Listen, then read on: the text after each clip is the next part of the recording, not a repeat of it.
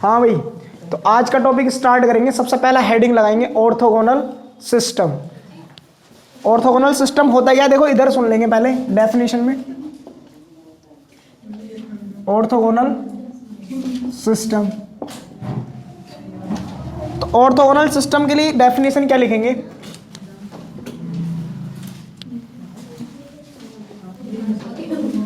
देखो मैंने कर्व मान ली, if y1 and y2 are two any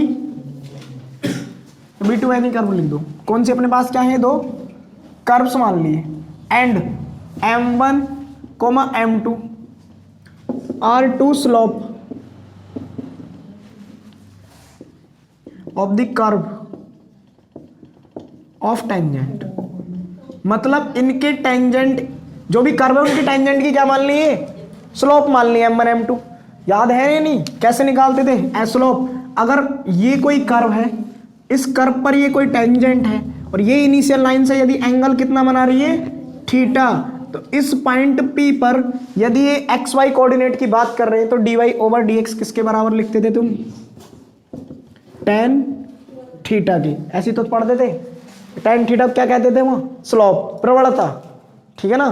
कभी इंग्लिश में समझ में नहीं आ रहा हो तो m बराबर स्लोप और स्लोप बराबर tan थीटा, सही है ना। तो ये फॉर्मूला पढ़ा था। तो इनके ऑर्थोगोनल सिस्टम होने के लिए यहाँ पर शर्त होती है कि इफ यदि, या फॉर ऑर्थोगोनल सिस्टम ऐसे लिख देंगे, फॉर ऑर्थोगोनल सिस्टम, कि इन कर्व का जो सिस्टम है वह ऑर्थोगोनल बनेगा यदि इनकी स्लोप की प्रोडक्ट m1 इंटू कितनी आई, -1। पढ़ के आए थे नहीं ये वाली बात? तो लिखो, इसके ऊपर एक थ्योरम आती है, वो प्रूव करेंगे अभी। तो देखो थ्योरम हमारे पास ये है आई हुई, पढ़ के बता रहा हूं। टू शो दैट इफ यदि w बराबर fz कोई फंक्शन है और वो एनालिटिक है, ठीक है ना। अगर एनालिटिक है तो पहला वर्ड क्या होगा, कोची रीमान कंडीशन सेटिस्फाई कराएगा, ठीक। आगे बोला है उसने कि z बराबर x प्लस आई वाई,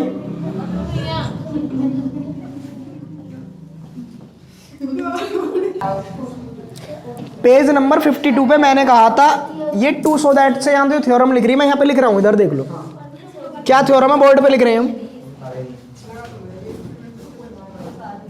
अब इधर ध्यान कर लो कि टू शो दैट, दर्शाइए कि यदि w is equal to F Z, कितनी सोनी राइटिंग आ रही, u plus iota v be analytic function. ये क्या है अपने पास, एनालिटिक फंक्शन है ऑफ z का, और z बराबर क्या दिया हुआ अभी, x प्लस आयोटा y, मतलब कार्टेशियन फॉर्म में है z, पोलर फॉर्म में नहीं है दिया हुआ। देन द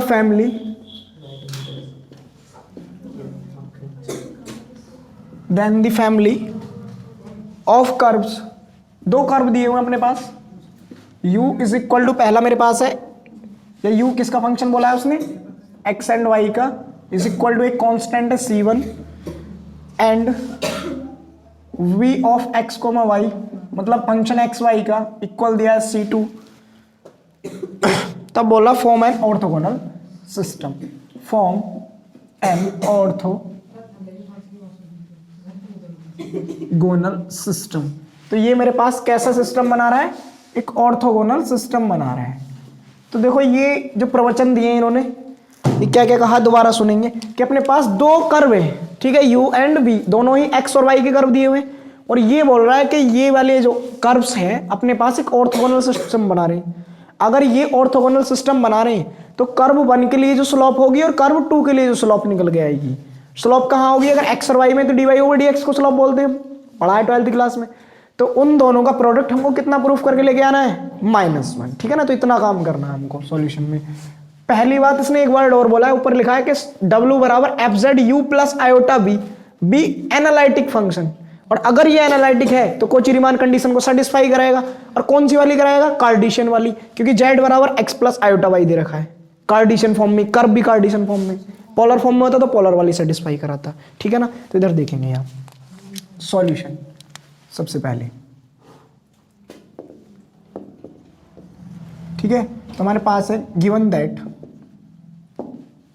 अब थ्योरम लिखा तो यहाँ क्या लिखोगे, PROOF, प्रूफ कि given that W is equal to FZ और बराबर U प्लस आयोटा बी। अब U प्लस आयोटा बी को थोड़ा और सोना करके लिखें तो ऐसे लिखा जाएगा x कोमा वाई और I बाहर V x कोमा वाई, कि V भी एक्स वाई का फंक्शन है, U भी एक्स वाई फंक्शन, नीचे देखो लिखा है नहीं उसने, is an analytic function.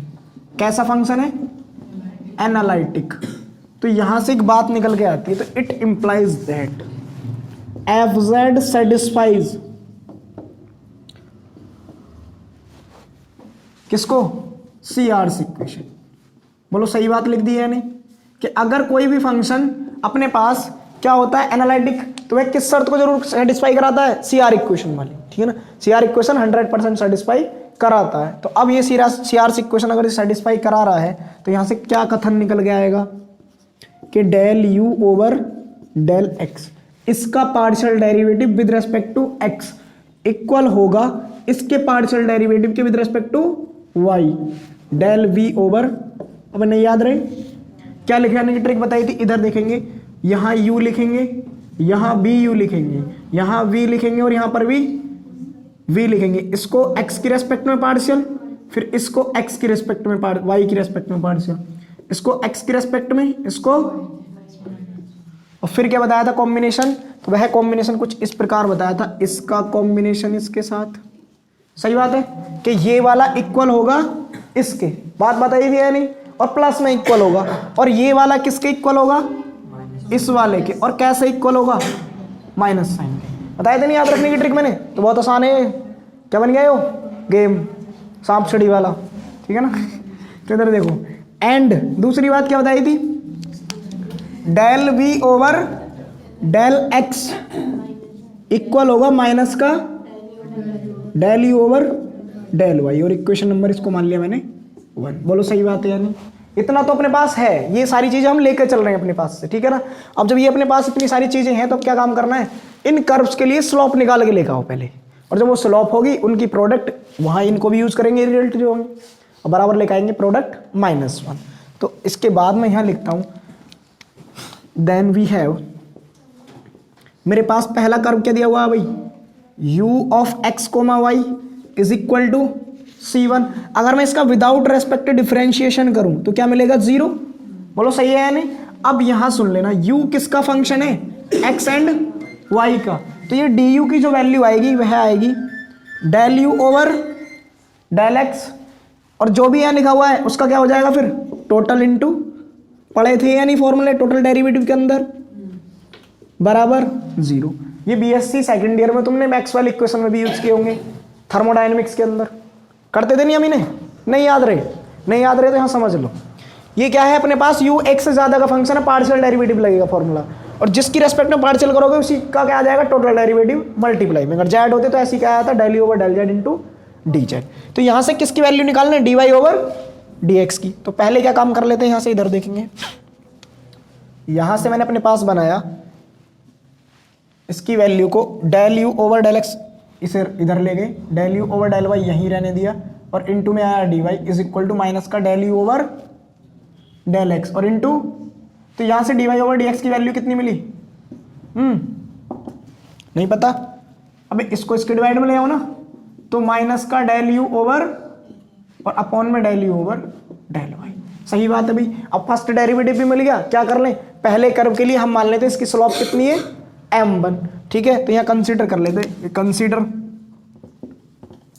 m1 is the slope for curve C1। मैं इस कर्व को नाम दे रहा हूं अपने पास C1। अब C1 तो कांस्टेंट ले रखा है, तो क्या लिखते हैं इस कर्व को, एक इकाई पहला कर्व, सही है ना। तो पहला कर्व जो भी बना अपने पास उसके लिए मैंने क्या मान लिया, स्लोप m1। तो m1 बराबर कितना आएगा मेरे पास, dy ओवर dx, और m1 बराबर हमारे पास फाइनल निकल के आएगा del U over del x और del U over del y। तो पहली बात समाप्त हुई। अब ऐसे ही किसके लिए निकालेंगे हम, सिमिलरली v वाले के लिए तो मैं डायरेक्ट लिख सकता हूं, कोई चेंज थोड़ी ना आएगा, बस u की जगह v हो जाएगा उसमें, तो सिमिलरली लिख दें। तो यहां लिख रहे हैं हम similarly for curve 2, similarly for curve 2 और सिमिलरली कर्व 2 के लिए मैंने मान लिया कि कंसीडर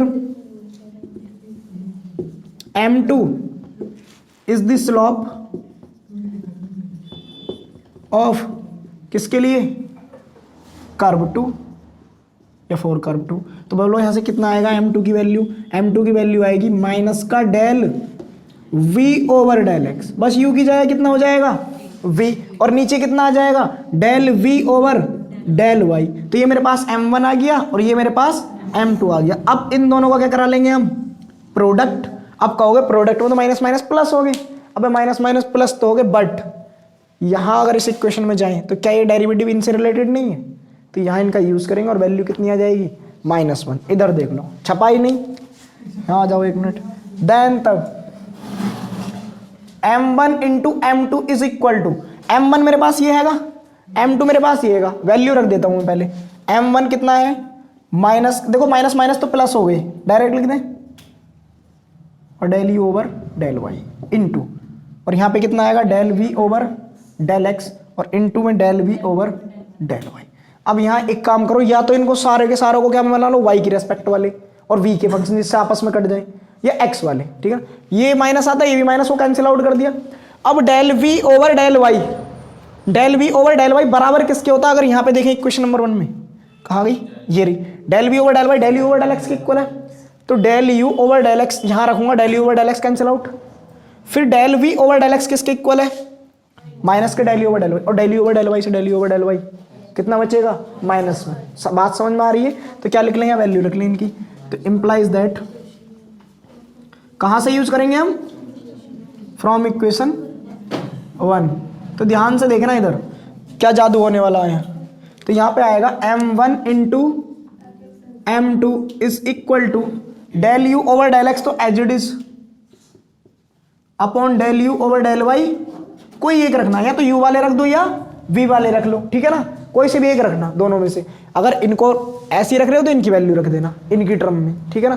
तो अब मैं अपने पास del V over del x की वैल्यू पुट करने जा रहा हूं, तो वो कितनी है, माइनस का del U over del y upon, अब यहाँ पे वैल्यू किसकी पुट कर रहे हैं हम, यहाँ del V over del y, तो del V over del y है del U over del x, तो ना del U over del x, तो del U over del x से del U over del x cancel out, del U over del y से del U over del y cancel out, कितना बचा minus का 1। तो M1 into M2 is equal to आ गया, तो last में क्या लिख देंगे, hence curve C1 and C2 form a orthogonal system, लिख लो ये वाली बात। देखो नेक्स्ट टॉपिक है इसके अंदर अपने हार्मोनिक, हार्मोनियम वाला हार्मोनिक नहीं, हार्मोनिक फंक्शन, तो फंक्शन की बात हो रही है। तो हार्मोनिक फंक्शन कहते किसको है, यदि कोई भी फंक्शन, ठीक है ना, कोई फंक्शन हो सकता है वो, अगर लाप्लास इक्वेशन को क्या करता है, सेटिस्फाई, और लाप्लास होता क्या है, यहां लिखेंगे कि if any function of X and Y, किसका मान लिया मैंने, एक्स और वाई का, सेटिस्फाइज, क्या करता है, सेटिस्फाई करता है लाप्लासियन इक्वेशन या Laplace equation, then such function is called, यह फंक्शन क्या कहलाता है, हार्मोनिक फंक्शन, हार्मोनिक फंक्शन। इसका मतलब क्या हुआ, दैट इज करके लिखेंगे कि यदि मेरे पास if u is a function of x and y, u किसका फंक्शन है, x और y का, then u is said to be, उसको क्या कह सकते, क्या मतलब क्या कह सकते हैं इसको सीधा सीधा, harmonic, said to be harmonic function, इसको मैं हार्मोनिक फंक्शन कह सकता हूं कब, यदि ये अपने पास एक कंडीशन रखे, क्या कि इफ यदि del two u is equal to कितना आ जाए 0, यही क्या कहलाती है, लाप्लासियन इक्वेशन, कि क्या है वो लाप्लासियन ऑपरेटर किसी भी फंक्शन का, अगर वो वैल्यू कितनी दे दे 0, जहां डेल टू कितना होता है अपने पास, del 2 over del x2, del 2 over del y2 और डेल 2 ओवर डेल z2, बना कहां से, दो डेल की डॉट प्रोडक्ट से, ठीक है ना, क्योंकि एक डेल की वैल्यू अपने पास कितनी होती है, del over del x, I cap del over del y, J cap del over del Z K cap, dot product किसके साथ, फिर खुद के साथ ही डॉट हो रही, del over del X I cap, del over del Y J cap और del over del Z K cap. इनकी जब डॉट प्रोडक्ट कराते हैं तो आई की आई के साथ होगी तो I dot I one, del del del two हो गया तो डेल एक्स टू हो गया, ये del two over del Y two हो गया, ये del two over del Z two हो गया। इसको क्या भी कह सकते हैं दूसरी भाषा में, ग्रेडियंट और डाइवर्जेंस। हमेशा याद रखना, एक रिमार्क है इधर, खैर यहाँ पर तो यूज नहीं होगा, ये सुन लो फिर भी, वेक्टर कैलकुलस के अंदर ग्रेडियंट और डाइवर्जेंस जो होते हैं ऐसे, ग्रेडियंट डाइवर्जेंस, सॉरी उल्टा लिख गया, ग्रेडियंट कभी भी ना तो डॉट रखता है ना क्रॉस, तो पहले क्या लिखते हैं, डाइवर्जेंस और ग्रेडियंट किसका, मान लो यू है अपने पास कोई फंक्शन, ठीक है ना, और ये वेक्टर ही होगा, लेकिन ये वेक्टर का निकलता है हमेशा, ये फंक्शन की बात कर रहे हैं तो डाइवर्जेंस का मतलब होता है डेल, और जब भी डाइवर्जेंस हटता है तो क्या आता है, डॉट, तो ये बनेगा डेल डॉट, चाहे इसको हटा दो, फंक्शन की बात छोड़ो, इन दोनों का रिलेटिव आता है डेल डॉट, फिर क्या आएगा, इसकी वैल्यू क्या होती है, डेल वेक्टर तो होता है ग्रेडियंट भी, बस ग्रेडियंट में इतना अंतर होता है, ग्रेडियंट जब भी हम ऑपरेट करते हैं तो हमेशा किस पे ऑपरेट होता है, स्केलर फंक्शन, ना डॉट होती है ना क्रॉस होती है इसके साथ, ठीक है ना, बट हम इसकी बात नहीं कर रहे, इनकी बात करें तो डाइवर्जेंस ग्रेडियंट भी क्या बनता है, डेल टू, तो डेल डेल जब ऑपरेट होते हैं तो क्या बन जाता है, तुमने पढ़ा होगा ना, vector A dot vector A बराबर कितना आता है, मॉडुलस ऑफ वेक्टर ए का स्क्वायर, ये तो पढ़ा था, तो इसी सीधे क्या बन जाता है, ए स्क्वायर, तो इसीलिए हम डायरेक्ट डेल टू लिख देते हैं इसको, ऐसे समझ लो, ऐसे समझ लो, ऐसे समझ लो, कैसे भी समझ लो, बस तार लो। तो देखेंगे हार्मोनिक फंक्शन से रिलेटेड थ्योरम है एक, तो थ्योरम का स्टेटमेंट क्या कह रहा है, मैं वो लिख देता हूं यहाँ पे, ये बोला इफ एफ जेड बराबर u plus iota v is an analytic function, एक एनालिटिक फंक्शन है मेरे पास, then u and v, then u and v both और या आर बोथ हार्मोनिक फंक्शन, तो ये बोल रहा दोनों के दोनों अपने पास क्या है, हार्मोनिक फंक्शन। देखो एक बात विशेष है, मगर अगर दोनों आपस में हार्मोनिक फंक्शन होते हैं तो ये कॉन्जुगेट फंक्शन भी कहलाते हैं वो, लेकिन हम अभी बाद में बताएंगे क्या होता है वो कंसेप्ट, पहले हम क्या प्रूफ करना है कि यू ये वाला जो फंक्शन अपने पास क्या है, एनालिटिक, फिर वही बात है, जब भी कोई फंक्शन एनालिटिक होगा तो फर्स्ट ऑफ ऑल क्या सेटिस्फाई कराएगा, कोची-रीमान इक्वेशन, सीआरसी इक्वेशन, ये उनको सेटिस्फाई करा रहा होगा, अब उनकी हेल्प से अपन को क्या दिखाना है, ये कि हार्मोनिक है। अगर ये प्रूफ करना है तो सीधे सीधा इसका मतलब क्या हो गया, del two you over del x two plus del two you over del Y two, ये भी जीरो आए, and del two we over del x two और del two we over del Y two, ये भी क्या proof करके लाना है, या इसको ऐसे लिख दो, डेल टू यू बराबर जीरो, डेल टू वी बराबर जीरो, तो ये हमारा टास्क है इस क्वेश्चन में प्रूफ करने का, ठीक है ना, कि अगर इन दोनों को हमको हार्मोनिक दिखाना है तो लाप्लासियन ऑपरेटर क्या दे, इनकी वैल्यू जीरो दे, u और v के लिए, तो तब u भी क्या होगा, हार्मोनिक फंक्शन, और v भी अपने पास क्या होगा, हार्मोनिक फंक्शन। समझ में आया क्या करना है प्रूफ, तो इधर सॉल्यूशन निकालेंगे प्रूफ। तो फर्स्ट ऑफ ऑल कंसीडर कर लें, कंसीडर क्या वो तुमने यही रखा है, इफ की कंडीशन हमेशा मैथ्स में क्या होती है, गिवन, तो उसने दिया है कि गिवन दैट, अब दिया क्या है, एफ जेड बराबर u प्लस आयोटा v, और u भी किसके फंक्शन होते हैं, x और y के फंक्शन ही होते हैं यहाँ पे भी, क्योंकि एफ जेड बराबर क्या होता है अपने पास, x प्लस आयोटा v, ठीक है ना, इज एन एनालिटिक फंक्शन, कैसा फंक्शन है ये, एनालिटिक फंक्शन है। अगर ये एनालिटिक फंक्शन है तो यहां से एक बात इंप्लाइज होती है क्या, कि किसको सेटिस्फाई करता होगा, CRC equation, it implies that it will satisfy, क्या करेगा ये, सीआरसी इक्वेशन, बोलो सही है या नहीं, अगर ये सीआरसी इक्वेशन सेटिस्फाई कराएगा, अभी मैंने बनाया था सर्किल, क्या बताया था फिर, कि del you over del X equal होता है डेल वी ओवर, और डेल यू ओवर इक्वल होता है माइनस के डेल वी ओवर, या del we over del X minus, किसी पे भी कर सकते हो इन दोनों में, तो ठीक है ना, तो ये अपने पास क्या बन गई इक्वेशन फर्स्ट मान लेंगे इसको, ये बन गई इक्वेशन नंबर। अब क्या काम करें, अगर हमारे को चाहिए del two you over del x two, तो 2 टाइम डिफरेंशिएशन करना पड़ेगा। ये मैंने पहले इसलिए लिख दिया ताकि तुमको ऐसे पता चलता रहे हमको निकालना क्या है, ठीक है ना। 2 टाइम्स हमको यू का भी चाहिए और यू का वाई के रेस्पेक्ट में 2 टाइम चाहिए, ऐसे इसका भी 2 टाइम्स चाहिए एक्स और वाई दोनों के रेस्पेक्ट में। तो हम क्या काम करें, पहले इन दोनों इक्वेशन को, इसको एक्स के रेस्पेक्ट में और इसको वाई के रेस्पेक्ट में क्या कर दें, डिफरेंशिएट। किसकी डबल डिफरेंशिएट, डिफरेंशिएट तो है 1 टाइम, अगेन करोगे डबल ही हो जाएगा। और कैसा करेंगे, पार्शियली। तो यहां लिख रहे हैं हम कि डिफरेंशिएशन पार्शियली किसका, 1 का, और with respect to X and Y.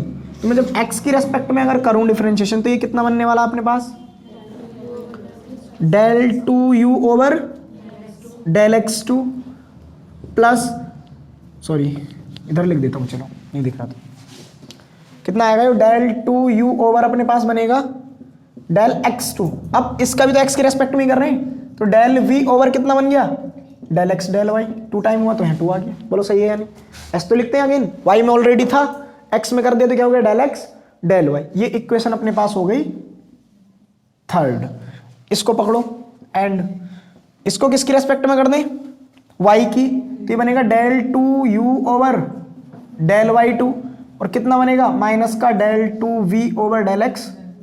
अब सुनोगे क्यों करा इसके वाई की रेस्पेक्ट में, देखो यू का एक्स की रेस्पेक्ट में 2 बार मिल गया, अब यू ही तो यहाँ पे रखा हुआ है, यू का 1 बार हो चुका, तो हम अगेन इसका कर लें और इन दोनों को क्या कर दें, ऐड। तो अपने पास ये वाली टर्म बन जाएगी, इधर वाली बन गई नहीं बन गई, और इन दोनों को जब ऐड करेंगे दोनों क्या है, सिमिलरली, और ये दोनों सिमिलरली है तो क्या हो जाएगा, ये 0। सही बात है नहीं। तो क्या कर लें यहाँ से, देखो इधर इक्वेशन नंबर इसको मान लिया 4th। तो ऑन एडिंग, नहीं आई बात समझ में, 3rd एंड 4th, सिर्फ क्या किया है हमने, एक टर्म बना ली। अब अगेन क्या करोगे, जैसे अब इसका कर देना y की रेस्पेक्ट में पहले, और इसका x की, जब y की रेस्पेक्ट में करो del two we over del Y two बन जाएगा, और del two we over del x two बन जाएगा। फिर इनके साथ कर देंगे एडिशन, ठीक है ना। इस माइनस को इधर ले, तो देखो इधर क्या बनेगा, तो यहां से हमको क्या मिलेगा भाई, फाइनली इंप्लाइज करके del two you over del x two plus del two you over del Y two बराबर 0। दोनों को जोड़ेंगे तो सेम सेम है, कैंसिल आउट हो गए। तो इसको और करके क्या लिख सकते हैं, del two u is equal to 0। अभी देखो मैंने तुमको डेल टू की वैल्यू बताई थी, इधर सुनो, मैंने बोला था डेल टू कितना होता है, del two over del x two, del two over del Y two, del two over, हमें रिक्वायरमेंट जितने कंपोनेंट के होते हैं उतने में खोल लेते हैं। यहाँ अपना काम कहाँ चल रहा है, आर स्क्वायर पर एक्स एंड वाई, मतलब एक्स वाई प्लेन पे तो चल रहा काम, तो एक्स वाई के लिए हमने जेड क्या कर दिया इसकी। तो यहाँ पे इस डेल टू की मतलब कितना है, सिर्फ इतना। अगर 3 होते तो टोटल होता, ठीक है ना, है तब भी क्या है, लाप्लास ऑपरेटर ही। ये 2 कंपोनेंट के लिए, अब ये 3 कंपोनेंट के लिए, ठीक है ना, जैसा हम यूज कर रहे हैं। तो अपने पास यहाँ क्या हो गया, इंप्लाइज करके u is a harmonic function. तो u कैसा फंक्शन होता है, हार्मोनिक फंक्शन। अब दूसरी बात सुन लो, इधर क्या काम कर दें, इसका डिफरेंशिएशन कर लो 1 का विद रिस्पेक्ट टू y, और इसको कर दो विद रिस्पेक्ट टू x। तो यहाँ लिखेंगे फ्रॉम 1, मैं इक्वेशन नंबर 1 से इसका डिफरेंशिएशन कर रहा हूँ partially with respect to y, तो del two you over del x del y बनेगा कुछ, हाँ भाई y के रेस्पेक्ट में यही तो आएगा। अब equal del two we over कितना हो गया, del Y two, equation number 5 होगी मेरे पास, बोलो सही है या नहीं, ठीक है। अब इसका किसके रेस्पेक्ट में कर दें, x की, del two we over del x two चाहिए होगा, तो इसका जब x की रेस्पेक्ट में करेंगे तो डेल टू यू ओवर इधर कितना बनेगा, डेल एक्स डेल वाई, और इधर मिला माइनस का del two we over del Y two, या इसको ऐसे लिख दो, डेल एक्स था, हाँ एक्स के रेस्पेक्ट में क्या है ना हमने इसको तो x2, तो ऐसे लिख लो और करके del two we over del x2 is equal to minus का del two you over del x del Y, equation number. अब इन दोनों को ऐड कर दो, ये इसके साथ ऐड कर लो, ये इसके साथ ऐड कर दो, तो क्या हो जाएगा यो 0, ठीक है ना। यहाँ लिखेंगे ऑन एडिंग इक्वेशन 5 एंड 6, फिर ऐड करने पे वही मिलने वाला है कि del two we over del x two plus del two we over del Y two equal 0, और जैसे ये इक्वल 0 आया तो यहां से क्या बना, डेल टू वी बराबर तो लास्ट में एक लाइन लिख लेंगे कि hence you and we both satisfy harmonic function, या both are harmonic function. Satisfy नहीं, क्या है दोनों? हार्मोनिक फंक्शन है। कहां से? या ये लाइन लिख दोगे, hence you and we both are harmonic function, last में लिख लो। देखो ये कंप्लीट हो गया होगा, इसके नीचे तुमने लिख लिया u and b both are harmonic function. अब एक हेडिंग लगाएंगे कॉन्जुगेट हार्मोनिक फंक्शन, जो अपन न्यूमेरिकल में भी यूज करेंगे। कॉन्जुगेट या सिंपल कॉन्जुगेट फंक्शन बोल देते हैं, या कॉन्जुगेट हार्मोनिक फंक्शन बोल देते हैं। गेट हार्मोनिक फंक्शन, तो कॉन्जुगेट हार्मोनिक फंक्शन अपने पास होता क्या है, वह समझ जाएंगे इधर कि मैं एक लाइन लिख रहा हूं, देखो यहीं से समझ सकते हो। ये u और v दोनों क्या आए थे अपने पास? हार्मोनिक। v भी हार्मोनिक बन गया था और u भी हार्मोनिक फंक्शन बना था। अगर दोनों फंक्शन किसी एक फंक्शन के द्वारा डिफाइन, जैसे fz बराबर u प्लस आयोटा भी थे, या w बराबर fz प्लस fz और fz बराबर u प्लस ib, और u प्लस ib में u और v दोनों क्या हो गए? हार्मोनिक। तब वह है फंक्शन क्या कहलाते हैं? कॉन्जुगेट हार्मोनिक कहलाते हैं, वो एक दूसरे का कॉन्जुगेट कहलाते हैं। फिर तो यहाँ क्या लिखेंगे डेफिनेशन में इसकी कि if u and v both are, इसी के नीचे को चल रहा है रिमार्क, थ्योरम प्रूफ करिए। अब ये नीचे एक रिमार्क है, क्योंकि क्वेश्चन जो आएगा वह इतना आता है कि पहले एक क्वेश्चन देगा कि सिद्ध कीजिए हार्मोनिक फंक्शन है, फिर दूसरा ये भी पूछता है इसका कॉन्जुगेट हार्मोनिक फंक्शन भी ज्ञात कीजिए। क्या लिखेंगे? u and v both are harmonic function, then u and v are called, क्या कहलाते हैं? कॉन्जुगेट हार्मोनिक फंक्शन या conjugate function, conjugate harmonic function, या सिंपली क्या कह सकते हो इनको तुम? कॉन्जुगेट फंक्शन, ठीक है ना? क्या भी कह सकते हो? Conjugate function. अब अगर इनमें से कोई भी एक कॉन्जुगेट अगर मैं मानूं कि u कॉन्जुगेट है, तो डिफाइन कैसे करोगे? u कैसे निकलेगा? v कॉन्जुगेट है तो v कैसे निकलेगा? ठीक है ना? तो इनके लिए फॉर्मूला क्या होता है? ये जरूरी नहीं न्यूमेरिकल में से v के लिए दे रखा है, u के लिए, तुम किसी भी एक के लिए लगा सकते हो। दोनों कॉन्जुगेट है तो पूछता है कॉन्जुगेट फंक्शन निकाल के बताइए, तो मैं बता रहा हूं फॉर्मूला कैसे लगाना है। यहां पे लिखने, यदि मेरे पास u is a conjugate function, और ये फंक्शन u है किसका भाई? x कोमा y का, ये पीछे बता चुके हम, ये भी एक्स वाई का और वी भी एक्स वाई का है, ठीक है? तो अगर ये कॉन्जुगेट फंक्शन है तो इसके लिए शर्त क्या आती है? D u is equal to होता है del you over del x D x, del you over del y d y. या इसकी टर्म में अगर नहीं निकालो, कॉन्जुगेट एक पूछता है यू निकाल दो या वी निकाल दो, कोई एक निकालना तुमको। अगर वी को कॉन्जुगेट मान के चले कि V X comma Y is a conjugate function, conjugate मतलब संयुग्मी, एक दूसरे के उल्टे, तो क्या आएगा? D we is equal to आ जाएगा del we over del x D X plus del we over del Y और इंटू डी वाई, ठीक है ना? तो ऐसे याद रखना ये फॉर्मूले, चाहे इसको यूज करना या इसको यूज करना। अब तुम कहोगे कि u है तो v का क्या यूज है? जब ये वैल्यूज निकालेंगे ना अपन, तो v की भी रिक्वायरमेंट होगी। कहाँ से? कोची-रीमान इक्वेशन से, कि इनके रिलेशन इनके टर्म में होते हैं, इसके रिलेशन इसके टर्म में होते हैं, होता है ना, del we over del x. तो यहाँ रिमार्क भी लिख लेना वही वाला, दोबारा से तुम वैसे जानते हो कि रिमार्क में कि del we over del x किसके इक्वल होता है? हाँ, उल्टा पढ़ दिया मैंने, कहीं से पूछूं याद रहना चाहिए, del you over del Y के। दूसरा वाला बात पहले लिख दी मैंने, and del you over del x किसके equal? Del we over del Y के। एंड लिख लो भाई इस बात को। तो देखो एग्जांपल नंबर 1, पहले बोल रहा है so that the function u बराबर 1/2 log x square plus y square is harmonic. एक पार्ट हो गया। सेकंड पार्ट में बोला and find its harmonic conjugate. तो पहले क्या प्रूफ करके लेके आएंगे अपन कि ये हार्मोनिक है। हार्मोनिक होगा तो अपन को क्या दिखाना पड़ेगा? इसके डबल डेरिवेटिव x की रेस्पेक्ट में प्लस y की रेस्पेक्ट में, उन दोनों का एल्जेब्राइक सम, मतलब योग, जो भी आएगा, बीजगणितीय योग हिंदी में, बराबर क्या आना चाहिए? 0। तब ये क्या कहलाएगा? हार्मोनिक। सेकंड पार्ट बोल रहा है इसका हार्मोनिक कॉन्जुगेट, ठीक है ना? तो वो निकाल लेंगे। तो u है तो u का हार्मोनिक कॉन्जुगेट क्या होगा? v। बात समझ में आ रही है ना? u दिया है तो v और v दिया होता तो u लिखेंगे। तो इधर देखेंगे सॉल्यूशन। Example number 1। तो यहाँ लिखेंगे गिवन फंक्शन। तो हमको जो फंक्शन दिया है u is equal to log base e x square plus y square, कुछ इस प्रकार दिया है भाई। और ये बोल रहा है ये हार्मोनिक है। भाई वो हार्मोनिक है तो क्या कर लें, पहले इसके डेरिवेटिव्स निकाल लें। किस किस के रेस्पेक्ट में, x एंड y की। तो सबसे पहले क्या कर लें, डिफरेंशिएशन पार्शियली।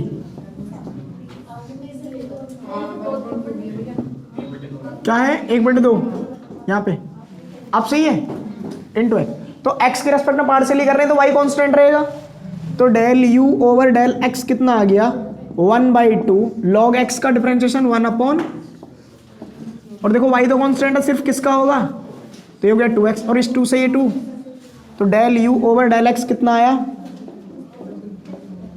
बोलो सही बात है या नहीं, कोई दिक्कत। अब क्या करें, अगेन कर लेते हैं। जब अगेन करेंगे तो del 2u over del x2 प्राप्त होगा। फिर क्या होगा, न्यूमरेटर का सॉरी डिनोमिनेटर का स्क्वायर और न्यूमरेटर का डिफरेंशिएशन, इसको कांस्टेंट रखकर x का डिफरेंशिएशन कितना होगा 1 माइनस, अब x कांस्टेंट 2x प्लस 0, क्योंकि y तो क्या है अपने पास कांस्टेंट। देखो पहले क्या काम किया हमने, इसको स्क्वायर में लिखा, इसको यहाँ कांस्टेंट किया, इसका डिफरेंशिएशन 1, ये तो होता है n/d का रूल डिफरेंशिएशन में। फिर माइनस इसको कांस्टेंट, इसका डिफरेंशिएशन, इसका 2x हो गया, इसका 0 हो गया। अब इधर देखो भाई, यहाँ से बना x square plus y square का होल स्क्वायर, ये x स्क्वायर प्लस का, ये माइनस का 2x स्क्वायर, तो यहाँ कितना बनेगा minus x square plus y square. तो ये अपने पास आ गया del 2u over del x2, या कुछ ऐसे करके लिख दूं, del 2u over del x2 is equal to, चलो ऐसे ही रहने दो, पहले ही वाई वाला निकाल लो, फिर ऐड कर लेंगे, माइनस बाद में देख लेंगे, जो रिक्वायरमेंट होगी उसके अकॉर्डिंग लिख लेंगे। अब क्या निकालने हम इसका double derivative with respect to y, तो क्या करेंगे, इक्वेशन 1 मान लो चाहे इसको, कि डिफरेंशिएशन पार्शियली किसका 1 का और विद रेस्पेक्ट टू y, तो बोलो कितना आएगा, del u over del y, और y की रेस्पेक्ट है 1/2 कांस्टेंट है, कितना आएगा 1 upon x square plus into 2y, 2 से 2, तो डेल u ओवर, और कितना आ गया y अपॉन।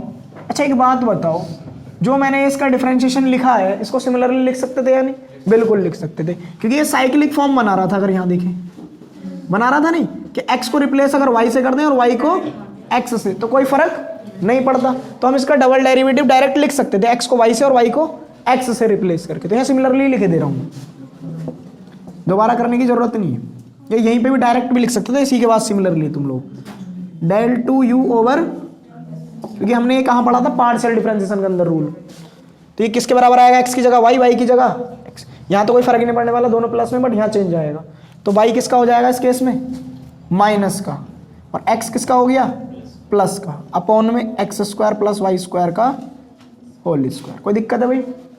अब क्या काम करें, ये मेरे पास रिजल्ट जो बना ये इक्वेशन 2 कंसीडर कर लिया गया, ये मेरे पास इक्वेशन 3 कंसीडर कर लिया गया। अब क्या काम कर लूँ मैं, इन दोनों को ऐड कर लेता हूँ, और ऐड अगर कर लें तो एलसीएम दोनों का सेम है, x माइनस का वहाँ प्लस का, यहाँ y प्लस का वहाँ माइनस का, तो 0 हो जाएगा नहीं हो जाएगा, तो कर लो दोनों को add. On adding equation 2nd and 3rd, तो कितना बनेगा, del 2u over del x2 plus del 2u over del y2 is equal to, देखो एलसीएम दोनों में सेम आ रहा है, का होल इसको बोलो सही बात है, इससे ये कैंसिल आउट, तो मेरे पास क्या मिला, तो del 2u over del x2 plus del 2u over del y2 बराबर 0। तो क्या इसको ऐसे नहीं लिख सकता, del 2 over del x2 plus del 2 over del y2 और इनटू में u इक्वल टू, और ये कितना होता है डेल 2, जो लाप्लासियन ऑपरेटर होता है, इसकी वैल्यू होती है लाप्लासियन ऑपरेटर के इक्वल बराबर 0। तो ऐसी कंडीशन में ये वाला फंक्शन क्या कहलाता है, हार्मोनिक फंक्शन। तो hence u is a harmonic function. तो u मेरा हार्मोनिक फंक्शन हो गया भाई। और अगर u हार्मोनिक फंक्शन हो गया तो अब क्या निकालेंगे इसका कॉन्जुगेट, ठीक है ना, लिख लो। तो इधर देखो पहले 1 मिनट में क्या कर रहा हूं कि u तो हमने हार्मोनिक दिखा दिया और मैंने इसका जो दूसरा अपोजिट होता है वो लेट कर लिया कि v is the conjugate function of u। अगर ये इसका कॉन्जुगेट फंक्शन है तो हमारे पास फॉर्मूला क्या आता है कॉन्जुगेट के लिए, dv इज इक्वल टू मेरे पास होता है del v over dx plus del v over but. अब तो देखो यहां से एक बात कि डायरेक्ट इक्वल में रखूंगा तो कि del u over del x बराबर कितना आता है, del v over del y, और del v over del x equal आता है माइनस का del u over del y। But अब तुम में से कोई सा पूछने लगे कि ये बराबर क्यों रख दिए, क्यों एनालिटिक, तो बोला नहीं बोला, सही बात है। बट अभी जो मैंने थ्योरम प्रूफ कराई थी तुमको, वहां क्या लिखा था कि अगर कोई फंक्शन एनालिटिक है, इससे पहली वाली थ्योरम जो प्रूफ करी कि फंक्शन मेरा एनालिटिक है तो वो क्या बना था, हार्मोनिक फंक्शन। सही बात है नहीं? तो अगर कोई फंक्शन हार्मोनिक होता है तो एनालिटिक तो ऑलरेडी होता है, और अगर एनालिटिक होता है तो कोची रीमान कंडीशन सेटिस्फाई कराता है, ठीक है ना। जब भी हार्मोनिक फंक्शन यूज करेंगे तो हम इन कंडीशंस को यूज कर सकते हैं। बात समझ में आ गई? तो इधर देख लो अब, तो यहां क्या लिखेंगे, D we is equal to del we over del X की जगह क्या रख दें भाई, माइनस का del you over del Y. तो माइनस का del you over del Y into D X plus, अब del we over del Y कितना रखें, del we over del Y, del you over del x, del you over del X और into में D Y. बोलो सत्य बात है नहीं? अब ये सही बात है तो d we is equal to इसकी वैल्यू बताएंगे, del you over del Y कितना आया था, माइनस का y upon x square plus और इंटू में, सही बात है नहीं, प्लस एक्स अपॉन और इंटू में डी वाई। ये तो प्लस में था ना, और करके अब मेरे को यहां से v की वैल्यू निकालनी है। तो मैं नीचे एलसीएम कितना, x square plus y square, x square plus y square. अब यहां पर इसके साथ आएगा वाई डी एक्स और फिर कितना आएगा प्लस एक्स डी। तो कौन सा फॉर्मूला लग गया बताएगा कोई? देखो इधर 1 मिनट ये मिटा दो।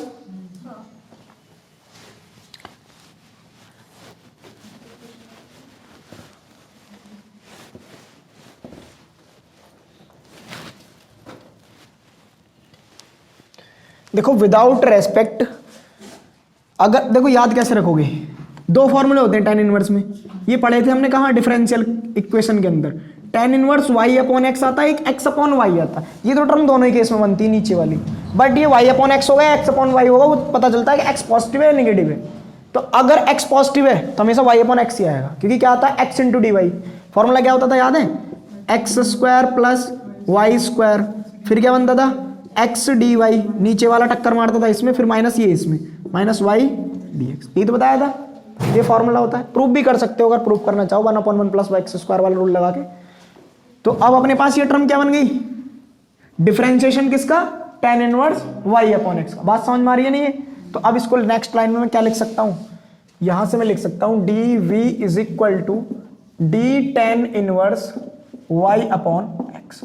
फिर दोबारा सुनो अभी क्या कहा था मैंने यहाँ, कि अगर मेरा x पॉजिटिव ना होगा, ये नेगेटिव होता और ये पॉजिटिव होता, तब ये किसका फॉर्मूला बनता, x अपॉन वाई। या अगर दोनों पॉजिटिव होते तब किसका फॉर्मूला बनता, अब ना पता है, तब बनता d log under root x square plus y square का। रिजल्ट याद है नहीं, कहाँ पढ़ाए थे, फर्स्ट सेमेस्टर में, सेकंड ईयर में पढ़ाए थे लास्ट टाइम, ठीक है ना, कि डी लॉग अगर प्लस होता तो d log square root of x square plus y square कितना आता है, x D x y d y. But यहाँ क्या विशेष बात बताई थी कि x की रेस्पेक्ट x के साथ, y की रेस्पेक्ट y के साथ होती है, तब प्लस वाला चलता है। सही है नहीं? इसको 1/2 बाहर लिख कर भी लिख सकते हो। तो अपने पास यूज कौन सा हुआ है, ये वाला। तो अब इसका क्या कर लो, इंटीग्रेशन आसान है। तो on integrating both of sides, तो दोनों का इंटीग्रल अगर कर दें तो dv और d tan इनवर्स, देखो भाई d का मतलब डेरिवेटिव, और नहीं भी याद रहे तो तुम इंटीग्रल खाली dx को क्या लिखते हो, x। जो भी d के साथ होता है तो यहाँ d के साथ कौन लगा हुआ है, tan inverse y upon x। तो अपने पास आंसर कितना आएगा, v is equal to tan inverse y upon x plus एक कांस्टेंट जोड़ दो। ये अपने पास क्या हो गया, आंसर लिख लो भाई।